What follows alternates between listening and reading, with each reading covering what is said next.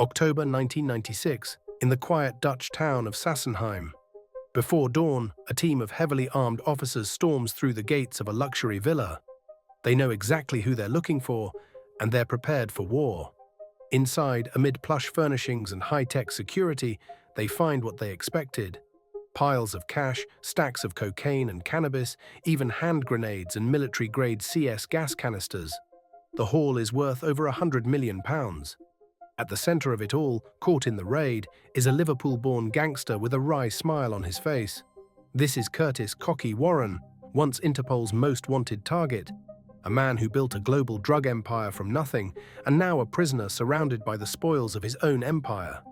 Curtis Warren's journey from the streets of Toxteth, Liverpool, to the pinnacle of the international drug trade reads like a Hollywood script, except it's all brutally real. He grew up in a rough neighborhood and found trouble early. By his teens, he had a reputation on the streets and a string of petty crimes to his name. Still a juvenile, he was thrown into a Borstal, Britain's youth detention, for theft. A few years later, as a young man, he did time for armed robbery. But even those early stints behind bars only hardened him. Warren emerged in the 1980s as an ambitious figure with a chip on his shoulder and his sights set on the top of the underworld. Back on the outside, Warren took a seemingly straight job as a bouncer at a Liverpool nightclub. But the club's door was really his gateway into the drug scene. Late-night venues were where the city's dealers did business, and as the doorman, Warren controlled who got in. He rubbed shoulders with suppliers and pushers, quietly soaking up knowledge about how narcotics flowed through the city. It was an education in the economics of crime. With keen street smarts and fearless ambition, Curtis Warren learned every lesson the nightlife could teach about the drug trade. The bouncer from Toxteth was about to leap from petty criminality into the big leagues of international smuggling. By the late 1980s, Curtis "Cocky" Warren had earned his nickname through sheer audacity. He wasn't content with Liverpool's small-time deals in back alleys. He wanted to run the show. Warren struck a partnership with a well-connected associate from Middlesbrough named Brian Charrington. Together, they set their sights on an enormous prize, cocaine by the ton. In 1991, using Charrington's yacht, they sailed across the Atlantic to South America and met with members of Colombia's notorious Cali cartel. The plan they brokered was as daring as it gets: smuggle a huge load of cocaine into the UK encased in lead ingots, a method nearly impossible for customs scanners to detect. It sounded like a plot from a thriller, and incredibly it worked, at least the first time. When their test shipment arrived on British shores, customs officers drilled into one of the heavy metal blocks but found nothing and waved it through. Unbeknownst to them, inside other ingots was cocaine worth tens of millions. Emboldened, Warren and Charrington immediately set a second nearly 1-ton consignment in motion. But by the time this larger load was crossing the ocean, international law enforcement was onto the scheme. In early 1992, as the second shipment landed, police pounced. Warren, Charrington, and 24 others were arrested in one of the biggest drug busts Britain had ever seen. It looked like Warren's meteoric rise had come to a sudden crashing end, but his legend was just getting started. In an almost unbelievable twist, the massive case collapsed before it ever reached trial. During preliminary hearings, it emerged that Charrington, Warren's partner, was secretly a police informant. His handlers in the crime squad had tried to shield him, but in doing so, they sabotaged their own case. In 1993, all charges were dropped. Curtis Warren strolled out of Newcastle Crown Court a free man, beating a bust that should have put him away for decades. As he passed the stunned customs officers, legend has it, Warren delivered a final parting shot. "I'm off to spend my $87 million from the first shipment, and you can't for cunning touch me." True or not, that quote spread like wildfire. Cocky. Warren's reputation as the untouchable kingpin grew to mythic proportions. Free and flush with cartel cash, Warren wasted no time building a drug empire of unprecedented scale. By the mid-1990s, he funneled his profits into a web of properties and front businesses across Europe, from villas on the Spanish coast to a vineyard in Bulgaria, and stashed huge sums in secret bank accounts in Switzerland. Crucially, he kept all his dealings off paper. Warren had a near photographic memory. Contacts, bank codes, drug ledgers, everything stayed in his head. On the phone, he spoke only in code names. This discipline earned him trust from Colombian cartels and Turkish hashish suppliers alike. They extended him unlimited credit, knowing this Liverpool-born trafficker could move their product and pay on time. By this point, Warren was operating on a level no British criminal had before, a ghost with a fortune pulling the strings of a global narcotics network. In 1995, with British and European authorities closing in, Warren slipped away to the Netherlands and settled into a secluded upscale villa. By now, he was at the top of Interpol's target list, Europe's most wanted drug trafficker.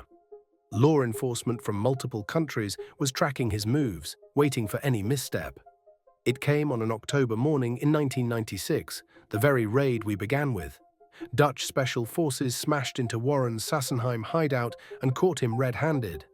The volume of contraband seized was staggering, hundreds of kilos of cocaine, heroin and cannabis, plus grenades, guns, and over $1 million in cash. It was as if they had raided a warehouse belonging to a South American cartel, but it was all right there under a British kingpin's control. This time, there were no lucky breaks or technicalities to save him. Curtis Warren was convicted in a Dutch court for trafficking on an epic scale and for weapons offences. The man British newspapers now dubbed the UK's Pablo Escobar was handed a 12-year prison sentence in a maximum security facility. Not long after, the Sunday Times Rich List made an eyebrow-raising note of Warren as a property developer worth around $40 million, a nod to the wealth he'd amassed from crime. Authorities believed his true fortune was far higher, but they could barely scratch the surface of it. Even as he languished in a cell, his millions remained hidden behind layers of false names and offshore accounts. Warren might be locked up, but his money and his mystique stayed stubbornly out of reach. Prison was no refuge for a man like Warren.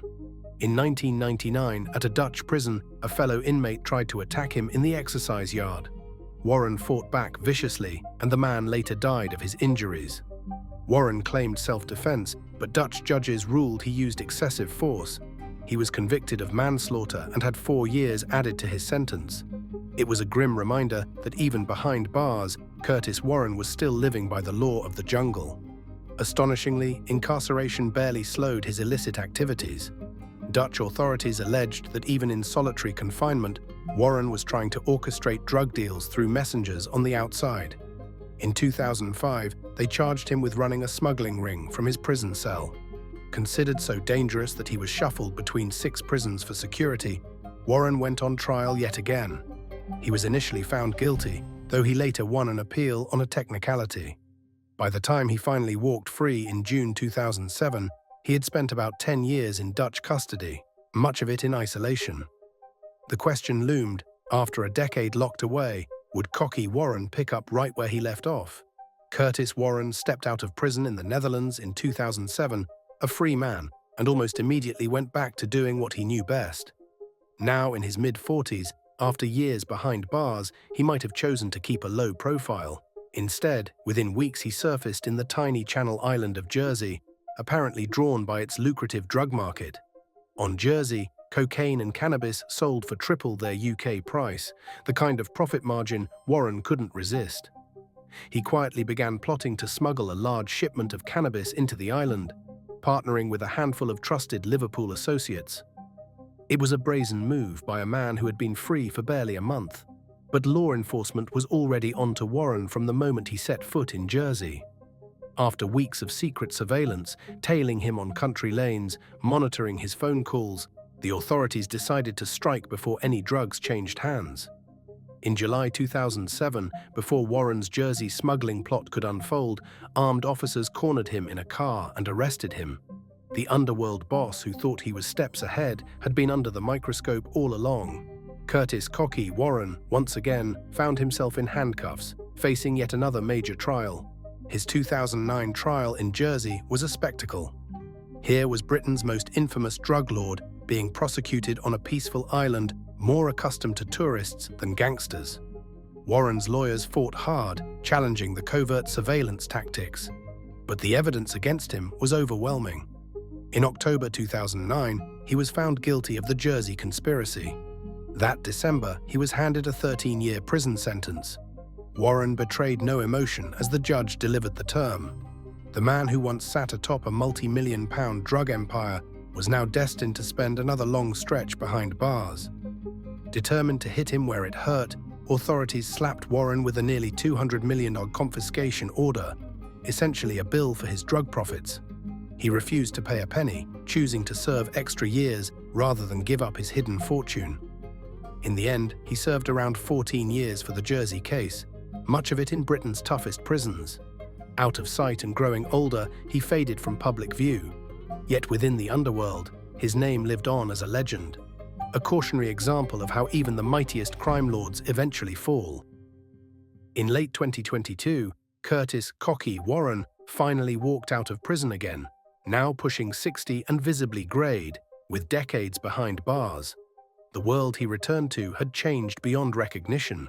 New criminal players, new technology, and old alliances long vanished. Upon release, Warren was immediately bound by strict orders to keep him far from his old ways. Every phone, every bank account, every trip had to be reported to the authorities. The man who once thrived in the shadows now had a spotlight on him at all times. These days, the gangster who once reveled in the nickname Cocky claims he wants nothing more than peace and quiet. Perhaps the long years behind bars finally broke the cycle. Or perhaps he's simply grown tired of waging war against law enforcement. Either way, Curtis Warren's life is a cautionary tale of ambition and hubris, the story of how a streetwise kid from Liverpool built a drug empire that spanned continents, only to spend most of his adult years in prison. Gritty and unglamorous, his criminal career shows that in the drug underworld, the house always wins in the end. For Britain's one-time drug kingpin, the final chapter may still be unwritten, but his notorious legacy is already cemented in history.